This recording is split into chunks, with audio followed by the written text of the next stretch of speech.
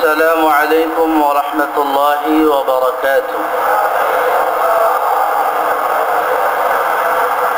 إن الحمد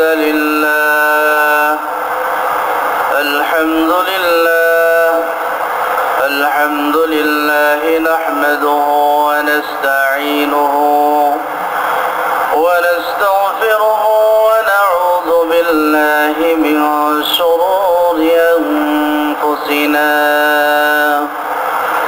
ومن سيئات أعمالنا. من يهده الله فلا مضل له ومن يضلله فلا هادي له. ونشهد أن لا إله إلا الله وحده لا شريك له. ونشهد أن سيدنا وحبيب ربنا وطبيبنا وطبيب قلوبنا محمدا عبده ورسوله. أما بعد فقد قال الله سبحانه وتعالى في القرآن المجيد: أعوذ بالله من الشيطان الرجيم. بسم الله الرحمن الرحيم.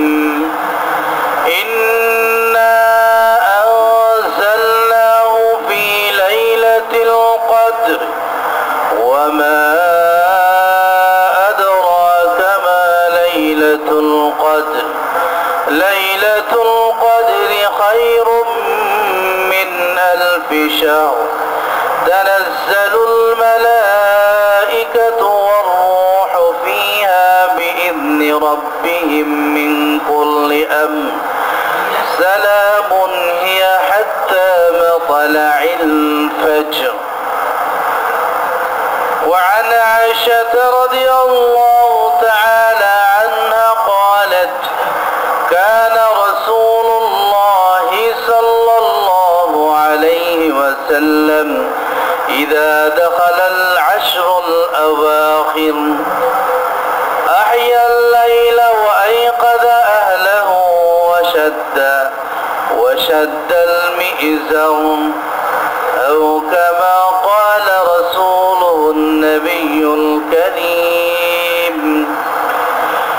صدق الله المولانا العظيم وصدق رسوله النبي الكريم، ونحن ذلك من الشاهدين والشاكرين، والحمد لله رب العالمين. সকলে দুরূদ শরীফ পড়ে আল্লাহুম্মা সাল্লি আলা মুহাম্মাদ ওয়া আলা আলি মুহাম্মাদ কামা সাল্লাইতা আলা ইব্রাহিম ওয়া আলা আলি ইব্রাহিম ইন্নাকা হামিদুম মাজিদ। আল্লাহুম্মা বারিক আলা মুহাম্মাদ ওয়া আলা আলি মুহাম্মাদ কামা বারাকতা আলা ইব্রাহিম ওয়া আলা আলি ইব্রাহিম ইন্নাকা হামিদুম মাজিদ। আল্লাহ রব্বুল আলামিনের অসংখ্য মেহেরবানি আর শুকরিয়া যে আল্লাহ তাআলা আমাদের সকলকে মসজিদে সমবেত হওয়ার সুযোগ করে দিয়েছেন। এই জন্য আল্লাহ রব্বুল আলামিনের শুকরিয়া আদায় করি আলহামদুলিল্লাহ। সম্মানিত মুসল্লিয়ানে কেরাম, আজকের আলোচ্য বিষয় 3টি বিষয় থাকবে সংক্ষিপ্ত আকারে। একটি হলো লাইলাতুল কদর বা শবে কদর, আরেকটি হলো শেষ দশকের ইতিকাফ। দ্বিতীয় বিষয়টি থাকবে সাদকাতুল ফিতর। সংক্ষিপ্ত আকারে আল্লাহ রাসূল সাল্লাল্লাহু আলাইহি ওয়াসাল্লামের সুন্নাহ থেকে আমরা এই বিষয়গুলি আলোচনা করব। আল্লাহ রাব্বুল আলামিন এই শেষ জামানার উম্মতদের হায়াত অত্যন্ত কম দিয়েছেন, 60-70-এর মাঝামাঝি।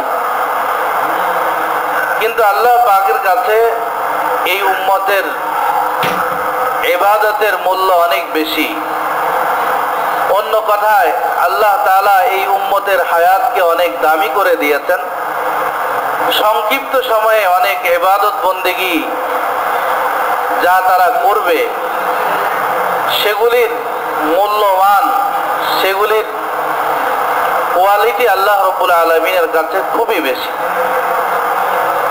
আল্লাহ রাসূল সাল্লাল্লাহু আলাইহি ওয়াসাল্লাম একদা সাহাবায়ে কেরামের সামনে পূর্বেকার উম্মতদের হায়াত সম্পর্কে আলোচনা করতেছিলেন যে এক একজন 1000 বছর, 1200 বছর তারা হায়াত পেয়েছে। হযরত নূহ আলাইহিস সালামের ব্যাপারে আল্লাহ তাআলা কোরআনে নাযিল করেছেন, বলেছেন যে 950 বছর তিনি দাওয়াত দিয়েছেন। তাফসীরের কিতাবে লেখে যে ওনার হায়াত ছিল 1000 বছর। 50 বছর বয়স থেকে তিনি দাওয়াত শুরু করেছেন, 950 বছর উম্মতকে দাওয়াত দিয়েছেন। মাত্র 80 থেকে 100 জন তার দাওয়াত গ্রহণ করেছে। তো এই বয়সের যখন আলোচনা করতেছিলেন তো আল্লাহ রসুলের সাহাবায়ে কেরাম আফসোস করে বলতেছিল, আল্লাহ রসুল আমাদের হায়াত তো অত্যন্ত কম, তারা দীর্ঘ হায়াত পেয়েছে, ইবাদত বন্দেগী লম্বা করার সুযোগ পেয়েছে, আমাদের হায়াতও কম, ইবাদত বন্দেগীও কম। আল্লাহ রাব্বুল আলামিন তাদের এই আগ্রহকে সম্মান জানিয়ে সূরাতু লাইলাতুল কদর, ইন্না আনজালনাহু ফি লাইলাতুল কদর, সূরাতুল কদর, এই সূরাটা নাযিল করলেন। সুসংবাদ দিয়ে দিলেন যে তোমাদের হায়াত কম হলেও তোমাদেরকে এমন একটি রাত্রি দেওয়া হবে যে রাত্রির ইবাদত আলফি শাহর, 1000 মাসের সমান হবে। প্রায় 84 বছর ইবাদত বন্দেগী করলে যে সওয়াব পাওয়া যেত সেই সওয়াবটি এক রাত্রিতে ইবাদত করলে তোমাদের আমলনামা আমি আল্লাহ দিয়ে দিব। হযরত আয়েশা রাদিয়াল্লাহু তাআলা আনহা রিওয়ায়াত করেন, রিওয়ায়াতটি বুখারী এবং মুসলিম উভয় হাদিসের কিতাবে বর্ণনা করা আছে। হযরত আয়েশা বলেন, কানা রাসূলুল্লাহ সাল্লাল্লাহু আলাইহি ওয়াসাল্লাম ইযা দাখালাল আশরুল আওয়াখির আহইয়াল লাইলা ওয়া আইকাযা আহলাহু ওয়া শাদ্দাল মি'জার। আয়েশা রাদিয়াল্লাহু তাআলা আনহা বলেন, আল্লাহ রাসূল সাল্লাল্লাহু আলাইহি সাল্লামের আমল ছিল যখন রমজানের শেষ দশক এসে যেত তো ইযা দাখালাল আশরুল আওয়াখির, তখন তিনি করতেন কি, আহইয়াল লাইল, এই শেষ দশকের সব রাত্রিগুলিতে তিনি জাগ্রত থাকতেন ইবাদত বন্দেগীর উদ্দেশ্যে। ওয়া আইকাযা আহলাহু, নিজের পারিবারিক সদস্যদেরকে জাগিয়ে রাখতেন, ইবাদত বন্দেগী করার জন্য জাগিয়ে দিতেন। ওয়া শাদ্দা, আরেক riwayat আছে ওয়া জাদ্দা ওয়া শাদ্দাল মি'জার। জাদ্দা মানে খুব বেশি ইবাদত বন্দেগীর জন্য পৃথক হয়ে যেতেন, সাংসারিক কাজ থেকে, পরিবার থেকে, দাম্পত্য জীবন থেকে সম্পূর্ণ আলাদা হয়ে শুধুমাত্র আল্লাহর ইবাদতের জন্য মসজিদে বসে যেতেন। ওয়া শাদ্দাল মি'জার, লুঙ্গি ভালোভাবে পরে নিতেন। আমরা যেটা আমাদের ভাষায় যে কোমরে গামছা বাঁধা, মাজায় গামছা বাঁধা, এর উদ্দেশ্য হলো যে কোনো কাজ করার জন্য দৃঢ়ভাবে প্রস্তুতি নিয়ে নামা। হাদিসের ভাষাটাও এটা যে আল্লাহ রসুল কোমর বেঁধে নেন নামতেন, তার মানে শুধুমাত্র একাগ্রতার সাথে ইবাদত বন্দেগী করার জন্যই প্রস্তুতি নিতেন। এটা আল্লাহ রসুলের শেষ দশকের আমল ছিল। আল্লাহ রাব্বুল আলামিন বলেন, ইন্না আনজালনাহু ফি লাইলাতিল কদর ওয়া মা আদরাকা মা লাইলাতুল কদর লাইলাতুল কদরি খায়রুম মিন আলফি শাহর। এই লাইলাতুল কদর এই শেষ দশকে আল্লাহ তাআলা দিয়েছেন, বিদায় শেষ দশকের মূল্য বেশি। আল্লাহ রাসূল সাল্লাল্লাহু আলাইহি ওয়াসাল্লাম লাইলাতুল কদর কোন দিন হবে এটা নির্দিষ্ট করে বলে যাননি, যে 23 বা 25 বা 27 এরকম কিছু বলেননি। এটাকে সম্পূর্ণ গোপন রাখা হয়েছে। এবং এক হাদিসের মধ্যে আছে উরিতু সুম্মা নুসিতু, যে আমাকে জানিয়ে দেওয়া হয়েছে যে এই রাত্রি শবে কদর, পরে ভুলে দেওয়া হয়েছে। শবে কদর আল্লাহ রাসূল সাল্লাল্লাহু আলাইহি ওয়াসাল্লাম নির্ধারণ করেননি, তবে সাহাবায়ে কেরামের অভিজ্ঞতা এবং হযরত উলামায়ে কেরামের অভিজ্ঞতা দেখা গেছে যে বেজোড় রাত্রিগুলিতে শবে বরাত হওয়ার সম্ভাবনা খুব বেশি থাকে। কিন্তু আল্লাহ রাসূলের সুন্নাহ ছিল, হযরত ইবনে আব্বাস রাদিয়াল্লাহু তাআলা আনহু থেকে riwayat, তিনি বলেন আল্লাহ রাসূল সাল্লাল্লাহু আলাইহি ওয়াসাল্লাম বলেন মান কানা মুলতামিসাহা ফালইলতামিসহা ফিল আশরিল আওয়াখির, যে ব্যক্তি শবে কদর তালাশ করতে চায় সে যেন শেষ দশকে তালাশ করে। অন্য হাদিসের কিতাবের মধ্যে এসেছে আল্লাহ রাসূল সাল্লাল্লাহু আলাইহি সাল্লাম বলেন তোমরা শেষ দশকের বেজোড় রাত্রিগুলিতে শবে কদর তালাশ করো। এই জন্য শবে কদর বেজোড় রাত্রিগুলিতে সবচেয়ে বেশি তালাশ করা। এক হাদিসের মধ্যে এসেছে আল্লাহ রাসূল সাল্লাল্লাহু আলাইহি সাল্লাম বলেন যে তোমরা শেষ দশকের প্রথম 3 দিন যদিও অলসতা করা বা তোমাদের কোনো অসুস্থতা থাকে, কিন্তু এর পরে 7 দিন যেন তোমরা অবিরাম ইবাদত বন্দেগীর মধ্যে রাত্রি কাটাও, এটা যেন তোমাদের হয়। তার মানে শেষ দশকের শেষ 7 দিনের ব্যাপারে আলাদা গুরুত্ব আল্লাহ রাসূল দিয়েছেন, যে অন্তত প্রথম 3 দিন কোনো সুবিধা অসুবিধা থাকলেও শেষ 7 দিন যেন তোমরা অবিরাম ইবাদত বন্দেগীতে থাকো। আল্লাহ রাসূল সাল্লাল্লাহু আলাইহি সাল্লাম লাইলাতুল কদর তালাশের জন্য পুরা রজনীতে ইবাদত বন্দেগী করতেন। এক হাদিসের মধ্যে এসেছে যে আল্লাহ রাসূল সাল্লাল্লাহু আলাইহি সাল্লাম শেষ দশকের প্রথম কোনো এক রাত্রিতে তিনি সামান্য ঘুমিয়ে পুরা রাত কিয়ামুল লাইল করেছেন। এরপরে পরের দিন পুরা অর্ধরাত্রি কিয়ামুল লাইল করেছেন, এরপরে পুরা রাত্রি কিয়ামুল লাইল করেছেন। কিয়ামুল লাইল রাত্রির নামাজ, শেষ দশকের মধ্যে ইবাদত বন্দেগী করা, লম্বা লম্বা সিজদা দেওয়া, 2 ঘন্টা 3 ঘন্টা মিলিয়ে নফল নামাজের মধ্যে লিপ্ত থাকা, এটাই হলো কিয়ামুল লাইল। এটা একাকী ইবাদত করা, একাকী ভাবে সঙ্গবদ্ধ ভাবে ইবাদত বন্দেগী করা, জামাতের সাথে কিয়ামুল লাইল করার ব্যাপারে হযরত উলামায়ে কেরামের দ্বিমত আছে। হানাফি মাযহাব অনুযায়ী এটা মাকরুহে তাহরিমি, অর্থাৎ ইমাম ছাড়া আরো 3 জন যদি হয়ে যায় তাহলে এটাকে বলা হয় যে আলাদা একটা গুরুত্ব দেওয়ার কারণে এটা মাকরুহে তাহরিমি হয়ে যায়। এরপরও যদি কেউ করে আল্লাহ রাসূলের সুন্নাহ থেকে, যে আল্লাহ রাসূল করেছেন, করতে পারেন। হযরত আয়েশা রাদিয়াল্লাহু তাআলা আনহা থেকে riwayat, তিনি বলেন আমি আল্লাহ রাসূল সাল্লাল্লাহু আলাইহি সাল্লামকে জিজ্ঞাসা করেছি, হুজুর যদি আমি লাইলাতুল কদর পেয়ে থাকি বা পেয়ে যাই তাহলে আমার কি করণীয়? তা আল্লাহ রাসূল সাল্লাল্লাহু আলাইহি সাল্লাম একটা দোয়া শিখাইছেন, আল্লাহুম্মা ইন্নাকা আফুউন কারীম তুহিব্বুল আফওয়া ফা'ফু আন্নী, আল্লাহুম্মা ইন্নাকা আফুউন কারীম তুহিব্বুল আফওয়া ফা'ফু আন্নী। আমরা পড়তে পারি আল্লাহুম্মা ইন্নাকা আফুউন কারীম তুহিব্বুল আফওয়া ফা'ফু আন্নী।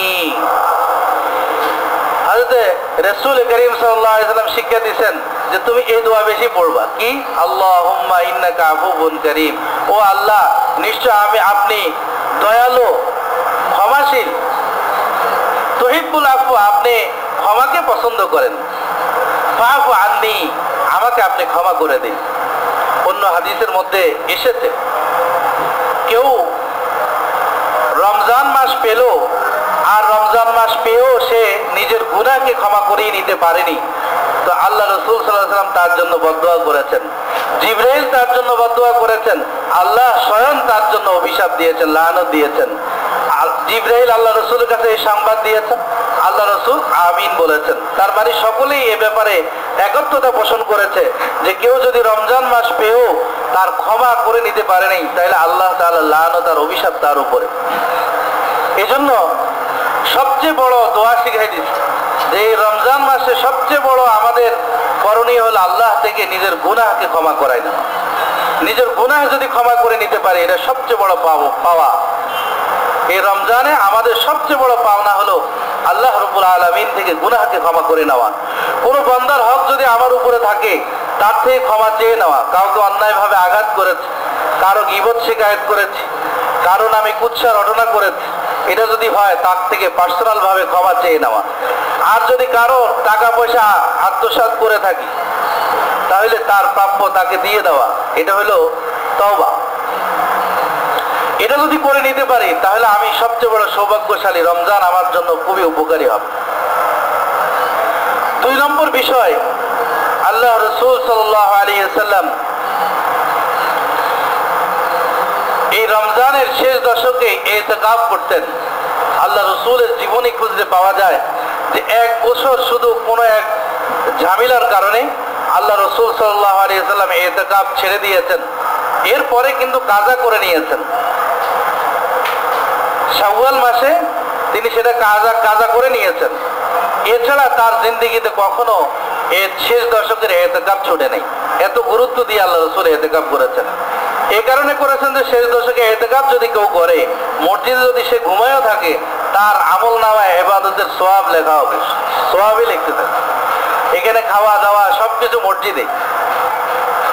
এই কারণে যে সে আল্লাহ রাব্বুল আলামিনের সন্তুষ্টির জন্য দুনিয়ার সমস্ত ঝামেলা ত্যাগ করে আল্লাহর ধ্যানে সে বসে গেছে। এই জন্য তার পুরো সময়টা ইবাদতের মধ্যেই লেখা হবে, পুরো সময়টা। এজন্য আল্লাহ রাসূল সাল্লাল্লাহু আলাইহি সাল্লাম শেষ দশকে শুধু 1 বছর ছাড়া সব এই যত নবুয়তের 23 বছর তিনি ইতিকাফ করেছেন। হাদিস শরীফের মধ্যে এসে যে ইতিকাফ করলে আমাদের কি লাভ হবে? হাদিস শরীফের মধ্যে আল্লাহ রাসূল সাল্লাল্লাহু আলাইহি সাল্লাম বলেন, কেউ যদি কোনো ভাইয়ের উপকার করার জন্য, কোনো মুসলমানের উপকারের জন্য সে যদি নিয়ত করে চেষ্টা করে, তো আল্লাহ তাআলা তার আমলনামায় 10 বছর ইতিকাফের সওয়াব লিখে দেন। 1 বছর ওই হাদিসের মধ্যে এসেছে, মুস্তাদরাক হাকিমের মধ্যে হাদিস বর্ণনা করা আছে, হাদিসটি সহিহ। এসেছে হাদিসের মধ্যে যে একদিন যদি কেউ ইতিকাফ করে, একদিন, তাহলে জাহান্নাম তার থেকে 3 খন্দক দূর হয়ে যায়। এক এক খন্দকের দূরত্ব হলো পূর্ব প্রান্ত থেকে পশ্চিম প্রান্ত পর্যন্ত। তার মানে জাহান্নাম থেকে অনেক দূরে সে সরে যায়, জান্নাত তার কাছে হয়ে যায়। এই জন্য ইতিকাফ খুবই গুরুত্বপূর্ণ ইবাদত। আমরা যারা পারি এই শেষ দশকে ইতিকাফ করব, মসজিদে এসে যাব। দুনিয়ার সমস্ত ঝামেলার মধ্যে সারা জীবন কেটেছে। এখন যারা আমরা রিটায়ার্ড আছে, চাকরি নাই, হয়তো কোনো ব্যস্ততা নেই, তাদের জন্য মহা সুযোগ যে বাকি জিন্দেগির মধ্যে যদি আমি আমার ইতিকাফে আমার জীবনগুলি কাটিয়ে যেতে পারি, একটা ইতিকাফ যদি আমার কবুল হয়ে যায়, তা আমার নাজাতের জন্য যথেষ্ট হয়ে যাবে। এই জন্য হিম্মত করি, হিম্মত। এই ডায়াবেটিস, ওই সেই, এগুলি কোনো কিছু না। মসজিদে নববীতে প্রায় 50,000 লোক ইতিকাফ করে, শোয়ার জায়গা পর্যন্ত পাওয়া যায় না। এত পরিমাণ মানুষ পুরো বিশ্ব থেকে ইতিকাফ করে। হারামাইন শরীফের মধ্যেও অনেক মানুষ ইতিকাফ করে। সেটা করতে পারলে তো ভালো। যদি কারো আল্লাহ তাআলা সেই টাকা পয়সা দিয়ে থাকে, চলে যান সেখানে। আল্লাহ তাআলার ঘরের জিয়ারতে কাবা শরীফকে সামনে নিয়ে বসে থাকলো ইবাদত, তার দিকে তাকানোও সওয়াবের কাজ। তাকায় বসে থাকলো ইবাদত। অনেকগুলি সওয়াবের কাজ একত্রিত হয়ে যাবে। কারো যদি সামর্থ্য থাকে, চলে যান, 10 দিন 15 দিনের জন্য ইতিকাফ করে আসে। ঈমান তাজা হবে, আমল নামা ভারী হবে, আমলের সংখ্যা বৃদ্ধি হবে, আল্লাহ তাআলার সাথে বিশেষ সম্পর্ক সৃষ্টি হবে।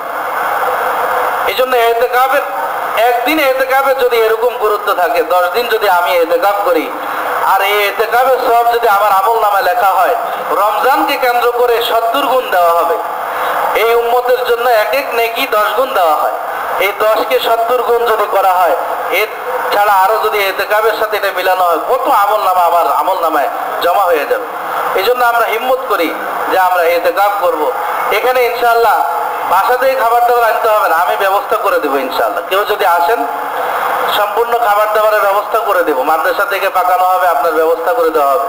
যদি টাকা পয়সা ওলা হন, তা আপনি টাকা দিয়ে জমা দিয়ে দিবেন, আপনার সব ব্যবস্থা হয়ে যাবে ইনশাআল্লাহ। আর যদি অক্ষম হন, তো এই মাদ্রাসা থেকেই ব্যবস্থা করা হবে। এরপরও আমরা এই ইবাদত করার চেষ্টা করি। আল্লাহ তাআলা আমাদের সকলকে তৌফিক দান করুন। ইতিকাফ আমরা যারা করি বা করার নিয়ত করেছি, ইতিকাফের মধ্যে মসজিদের এরিয়া থেকে ইতিকাফ অবস্থায় 1 সেকেন্ডের জন্য বিনা প্রয়োজনে বের হওয়া বৈধ না। বের হলে ইতিকাফ ভেঙে যায়। কথা বললে ইতিকাফ ভাঙে না, কিন্তু কথার জন্য কেউ যদি 1 সেকেন্ড যদি বাহিরে অবস্থান করে, তাহলে ইতিকাফ ভাঙে যায়। গ্রাম দেশে অনেকে মাসালা বুঝে না, তো শীতকালে মসজিদে ইতিকাফ করে, মসজিদের বাইরে এসে বুড়া মানুষ রোদ পোহায়। শীতকালে একটু রোদে বসলে খুব আরাম লাগে না? এর যে ইতিকাফ চলে গেছে এটাও বুঝতে পারে না, বুঝে না। ইতিকাফ করি, ইতিকাফের মাসালা জেনে যদি আমরা করি, তাহলে আমাদের জন্য এই একটা ইতিকাফই নাজাতের জন্য যথেষ্ট হবে। হিম্মত করি ইনশাআল্লাহ। জওয়ান যারা আছে, এরা তো হিম্মত করতে পারি। আলহামদুলিল্লাহ, জওয়ানদের ইবাদত আল্লাহ রাব্বুল আলামিনের কাছে সবচেয়ে বেশি প্রিয়। এবং মুসলিম শরীফের হাদিসের মধ্যে এসেছে, আল্লাহ রাসূল সাল্লাল্লাহু আলাইহি ওয়াসাল্লাম বলেন, কিয়ামতের দিন আল্লাহ তাআলা যাদেরকে আরশে মুআল্লার নিচে ছায়া দিবেন, তাদের মধ্যে ওই যুবক যে যুবক বয়সে আল্লাহ রাব্বুল আলামিনের ইবাদত বন্দেগী করছে, এক কথায় আল্লাহ তাআলাকে ভয় করছে। এই জন্য হিম্মত করি। কোনো সমস্যা নেই, রোগ ব্যাধি নাই। আমরা যারা রোগ আক্রান্ত যারা হয়ে গেছে, তাদেরকে একটু সুযোগ করে দিই। আমরা জওয়ান যারা আছি, আমরা এসে মসজিদে সমবেত হয়ে যাই। আল্লাহ তাআলা আমাদের সকলকে কবুল করুক। 3 নম্বর বিষয়, একদম সংক্ষেপে আলোচনা করতেছি। 3 নম্বর বিষয় হলো সাদকাতুল ফিতর। সাদকাতুল ফিতরটা আল্লাহ রাব্বুল আলামিন এই উম্মতের জন্য রেখেছেন, ঈদের আনন্দটা সমহারে গরিব ধনী সকলে যেন উপভোগ করতে পারে। এটার মূল হিকমত, মূল কারণ হলো এটা, যে যারা ধনাঢ্য আছে তাদের কিছু মালের অংশ যেন গরিবরা পায়, তারা যেন সমহারে ঈদের আনন্দ ভোগ করতে পারে। এই জন্য সাদকাতুল ফিতর এটা ওয়াজিব করা হয়েছে। সাদকাতুল ফিতর আমরা ঈদগাহে যাওয়ার আগে দেওয়ার কথা বলা হয়েছে। হাদিস শরীফের মধ্যে এসেছে, কেউ যদি ঈদগাহে যাওয়ার আগে সাদকায়ে ফিতর দেয়, তাহলে এটা তার রোজাতে যে ভুল ত্রুটি হয়েছে, এই ভুল ত্রুটির কাফারা, এটার বিনিময় হয়ে যাবে। আর যদি নামাজের পরে যায়, তো আল্লাহ রাসূল বলেন সাদকাতুম মিনাস সাদাকাত, এটা একটা সাদকা হলো, দান হইলো, এটা সওয়াবও পাবে। নিয়ম হইলো যে ঈদের নামাজে আসার আগেই এই সাদকাতুল ফিতর দিয়ে দেওয়া, পরিশোধ করে দেওয়া। এবং এই সাদকাতুল ফিতর আমরা তো গরিব দুঃখীকে লাইন ধরাই। গাইবান্ধা আরো কয়েক বছর আগে যাকাত দেওয়ার জন্য লাইন ধরাইয়া কত মানুষ পদপিষ্ট হয়ে মারা গেছে। এটা একটা রিয়া, লোক দেখানো ইবাদত বন্দেগী, এটা আল্লাহর কাছে কবুল না। যাকাত আদায় হবে সেটা ভিন্ন জিনিস, আপনি তাকে কেন লাইন ধরাবেন? তার ঘরে ঘরে যাইয়া দেন। যাকাত দিতে বলছে, নিতে বলা হয়নি। ওয়াতুজ যাকাত, কোরআনে যত জায়গায় যাকাত দেওয়ার কথা বলা হয়েছে, দিতে বলা হয়েছে, নিতে বলা হয়নি। সুতরাং আমার আপনার হক, যাদেরকে আল্লাহ তাআলা ধন সম্পদ দিয়েছে, যাকাত খুঁজে খুঁজে দেন। এটা এক সওয়াব, তো আপনি যাকাত আদায় করার সওয়াব পাবেন। আর কোরআনে যেভাবে নির্দেশ দিয়েছে সেভাবে সওয়াব পাবেন, যে যাকাত দিতে বলা হয়েছে। আমরা কি করি? সামান্য টাকা পয়সা হয়েছে লাইন ধরাই। আর যদি পারি 30 দিনে লাইন ধরাই, যে আমি তো বড়লোক মানুষ, আমার বাড়ির সামনে আসুক মানুষ। এটা একটা রিয়া। যে ইবাদত বন্দেগীর মধ্যে রিয়া থাকে, সেটা আল্লাহর কাছে সামান্য পরিমাণ দাম নেই। আল্লাযীনা ইউরাউনা ওয়া ইয়ামনাউনাল মাউন, সূরাতুল মাউন তেলাওয়াত করে আল্লাহ তাআলা বলছেন, যারা দেখানোর জন্য নামাজ পড়ে, যারা দেখানোর জন্য ইবাদত বন্দেগী করে, আল্লাহর কাছে এই ইবাদত বন্দেগী গ্রান্টেড নয়। এটা আল্লাহ তাআলা গ্রহণ করার জন্য বসে রন নাই, এটা আল্লাহর ঠেকা লাগে নাই। এই জন্য ইবাদত বন্দেগীর মধ্যে ইখলাস জরুরি। নামাজ পড়বো আল্লাহর জন্য, কাউকে দেখানোর জন্য নয়। যাকাত দেবো, এটা ফরজ আদায় করবো, এটা দেখানোর জন্য নয়, একমাত্র আল্লাহর সন্তুষ্টির জন্য দিব। আমার উপরে যে ফরজ, সেটা আদায়ের জন্য দিব। এই জন্য সাদকাতুল ফিতর এটা যে আপনি খুঁজে খুঁজে আপনি তাদেরকে দেন, এতে সওয়াব ডাবল পাবেন ইনশাআল্লাহ। এই সামান্য 210 টাকা দেওয়ার জন্য মানুষকে লাইন ধরায়, ঘন্টাকে ঘন্টা দাঁড় করে রাখে। এই গত 2 বছর আগেও মমিন সিং এক জটটা ফ্যাক্টরির মালিক জাকাতের জন্য লাইন ধরাইতে যে 8-10 জন মারা গেছে। এটার এই দায়িত্বভার কে নেবে? একটা মানুষকে 10 টাকা 20 টাকা দিবেন আর তার প্রাণ নিয়ে গেলেন, এটা সওয়াবের কাজ হবে না গুনার কাজ হবে? বলেন আপনারা, এটা সওয়াবের কাজ হবে না গুনার কাজ হবে? নিশ্চয়ই গুনার কাজ। ঘন্টাকে ঘন্টা দাঁড়া করে রাখবেন। আর আরেকটা বিষয়, জাকাতের কাপড় কে দিতে বলছে আপনাকে? যেটা 2 দিন পরা যায় না, 3 দিন পরা যায় না, জাকাতের কাপড় আলাদা বানানোই হয়। জাকাত দিবেন লিকুইডিটি, নগদ মানে টাকা দিবেন, এটাতে সওয়াব বেশি। কারণ সওয়াব বেশি কেন? টাকা দিবেন আপনি, এটা দিয়ে যে কোনো প্রয়োজন সারার সুযোগ তার আছে। কাপড় আপনিও দিলেন, আরো 10 জনে কাপড় দিলেন, সে কি সারা বছর কাপড় পরবে? খাওয়া দাওয়া লাগবে না তার অন্য প্রয়োজনীয় বিষয় ছাড়তে হবে না? আরো কাপড় দেন, বেশি থেকে বেশি 1 সপ্তাহ পরা যায়, আল্লাহ মাফ করুক। লেখা আছে এখানে জাকাতের কাপড় পাওয়া যায়, খুঁজে খুঁজে যত 120 টাকা থেকে শুরু করে 150 টাকা 200 টাকার উপরে আমরা যাই না। কেন? এটা দরকার জাকাতের কাপড় দিতে হবে। লুঙ্গি, এটা 2 দিন পরলে আর যদি দরজায় দাঁড়ায় সব দেখা যায়, মানে এরকম একটা পাতলা লুঙ্গি দেয় যা 70 টাকা হয় না। এই জন্য মেহেরবানি করে শরীয়তের মাসালা বোঝার চেষ্টা করি আমরা, নগদ টাকা দিই, এতে তার সব প্রয়োজন সারবে। কাপড় দেওয়া, এটা এক সময় বাংলাদেশের মানুষ সহ ভারত উপমহাদেশে মানুষের খুব অভাব ছিল, কাপড় চোপড় পরতে পারতো না, লেংটি পরে থাকতো। যারা মুরব্বী আছে ওনাদের থেকে আমরা শুনছি যে কাপড় পরার মতো ছিল না। তখন ওলামায়ে কেরাম বলছেন যে কাপড় দিলে সওয়াব বেশি। তখন এটার দরকার ছিল, মানুষ কিছু নির্ভরশীল ছিল, তার খাবার দাবার সবকিছু তার কৃষি নির্ভরতার কারণে সেখান থেকে আসতো, কাপড় কেনার টাকা থাকতো না, এই জন্য বলতো কাপড় দেন। এখন আর মাসালা ওইটা নয়। তো মেহেরবানি করে সদকাতুল ফিতরের ব্যাপারে আমি আলোচনা করতেছিলাম। সদকাতুল ফিতর আল্লাহ রসুলের জমানায় 5টি জিনিস দিয়ে দেওয়া হতো। কয়টি জিনিস? 5টি জিনিস। 1 নম্বর, মিন তাআমিন ওয়া মিন যাবিবিন ওয়া মিন আকিতিন। 5টা জিনিস। 1, খাবার, খাদ্যদ্রব্য দিয়ে দেওয়া হতো। 2, চপ।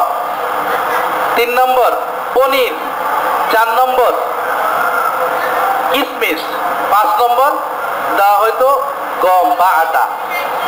এই 5টা জিনিসের কথা হাদিসে পাকের মধ্যে আসছে। ইসলামী ফাউন্ডেশন থেকে আগে শুধু সর্বনিম্নটা বলে দেওয়া হয়তো যে 65 টাকা 60 টাকা। এখন আলহামদুলিল্লাহ ওলামায়ে কেরামের বারবার বলার কারণে এটা সংস্কার হয়ে এখন আসছে যে 5টা মূল্যই বলা হয়। সবাই 65 টাকা দিলে হবে না, যার যার সামর্থ্য অনুযায়ী দিতে হবে। আল্লাহ রসুলের সাহাবায়ে কেরামের আমল ছিল পনিরের বর্তমান বাজার মূল্য হইল প্রায়, যদি পনির দিয়ে দেওয়া হয় তাহলে 3.5 কেজি পরিমাণ পনিরের দাম আসে 1980 টাকা।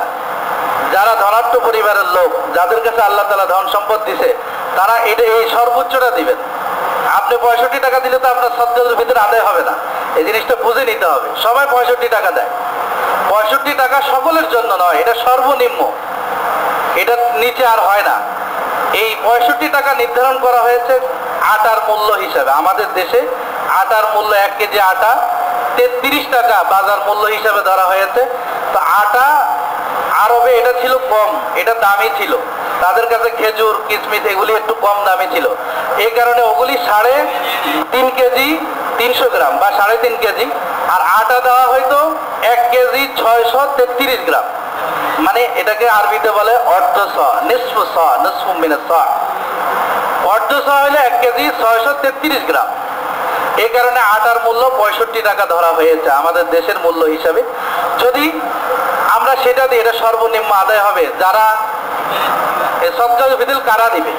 সদকাতুল ফিতর ওয়াজিব হয় ওই সমস্ত ব্যক্তিদের উপরে যারা জাকাত খাইতে পারে না। জাকাত খাইতে পারে না কে?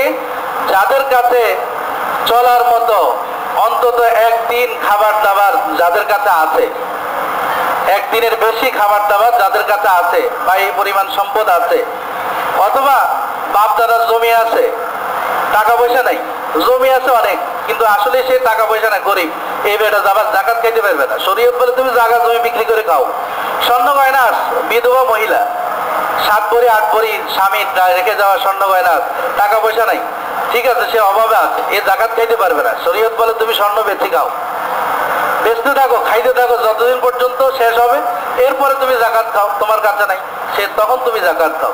এই জন্য যারা সদকায়ে ফিতর যাকাত খাইতে পারবে না তাদের উপরে সদকায়ে ফিতর ওয়াজিব। অর্থাৎ আরেক ভাষায় বলা যায় যারা নেশাবের মালিক, নেশাবের মালিকের মধ্যে যাকাতের মধ্যে 1 বছর অতিবাহিত হয়, সদকাতুল ফিতর ওয়াজিব হওয়ার জন্য 1 বছর হওয়া লাগে না। যদি কারো কাছে 52.5 তোলা রূপা পরিমাণ টাকা, অথবা 52.5 তোলা রূপা, অথবা শুধু অ্যাকুরেট 7.5 ভরি স্বর্ণ, অথবা এই পরিমাণ সমমূল্যের টাকা পয়সা যদি থাকে, জমি জমা থাকে, অথবা অন্য সম্পদ থাকে, তাহলে তার উপরে সদকায়ে ফিতর ওয়াজিব। কখন থাকে? ঈদের দিন সূর্য ওঠার আগ থেকে, অর্থাৎ সুবে সাদেক থেকে সূর্য অস্ত যাওয়া পর্যন্ত, এই টাইমের মধ্যে যদি সে মালিক হয় তাহলে তার উপরে সদকায়ে ফিতর ওয়াজিব। যাকাত আর সদকায়ে ফিতরের মধ্যে ডিফারেন্স হলো, যাকাতের জন্য 1 বছর এই সম্পদটা তার মালিকানা থাকতে হয়, আর সদকায়ে ফিতরের জন্য শুধু 1 দিন থাকলেই হয়। এই হলো ডিফারেন্স। তো যে এই নেশাব পরিমাণ মালের মালিক, তার জন্য যাকাত খাওয়া বৈধ নয়। তো সদকাতুল ফিতর আমরা এই 5 ক্যাটাগরিতে দিতে পারি। যারা মধ্যবিত্ত তারা আমরা কিশমিশের দাম দিই, 3.5 কেজি কিশমিশের দাম যা আসে, যদি 200 টাকা কেজি হয় তাহলে 600 টাকা করে দিবেন আপনি। আর যারা একদম সর্বনিম্ন তারা 65 টাকা দিয়ে দিবেন। এই জন্য যাকাত আর এই ফিতরার বিষয়টা আমরা সকলেই জানতাম যে 65 টাকা দিলে হয়ে যায়। বিষয়টা একটু বোঝার চেষ্টা করব যে হাদিসে এই 5 ধরনের কথা আছে, যার যার সামর্থ্য অনুযায়ী নিজেই জানেন যে আমি কি ধরনের সামর্থ্য রাখি, সেই পরিমাণ সেই অনুযায়ী আপনি সদকাতুল ফিতর আদায় করে দিবেন। আল্লাহ তাআলা আমাদের সকলকে তৌফিক দান করুক। আমাদের এখানে আলহামদুলিল্লাহ লিল্লাহ ফান্ড আছে, এখানে সদকাতুল ফিতর দেওয়া যায়, যাকাত দেওয়া যায়, যে কোনো দান অনুদান আপনারা দিলে সঠিকভাবে আলহামদুলিল্লাহ শরীয়ত সম্মত ব্যবহার হবে।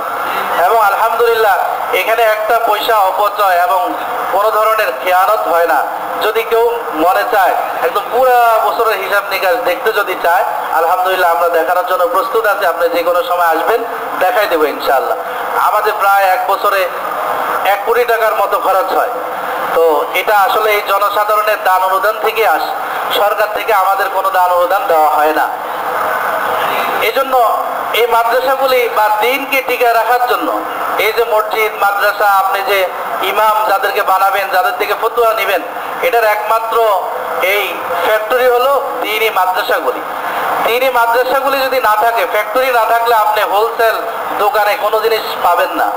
দ্বীনি মাদ্রাসায় যোগ্য আলেম তৈরি করা হয়, সেখানে ইমাম তৈরি করা হয়, সেখানে খতিব তৈরি করা হয়, সেখানে মুফাসসির তৈরি করা হয়, মুহাদ্দিস তৈরি করা হয়, মুফতি তৈরি করা হয়। এই জন্য এগুলিকে টিকে রাখা আমাদের ইমানি দায়িত্ব। ভারত উপমহাদেশে দারুল উলুম দেওবন্দের এই উসুল হাস্তেগারা যে আলোকে স্বীকৃতি নেওয়া হয়েছে, তার মধ্যে মৌলিক উসুল হলো এটা সরকার থেকে কোনো দান অনুদান গ্রহণ করবে না, জনগণের অর্থে জনগণের স্বার্থেই পরিচালিত হবে। এই জন্য আমরা যারা আল্লাহ তাআলা ধন সম্পদ দিছে, আপনাদের যারা এখানে আমরা বসবাস করি আশপাশে, তাদের উপরে এই মাদ্রাসার হক আছে। বিশেষ করে বাইতুল আমান হাউজিং সোসাইটির মধ্যে হওয়ার কারণে এটার বিশেষ একটা হক, তার উপর হক মানে অধিকার, ইংরেজিতে বলে রাইট। এই হকটা এই মাদ্রাসার আছে।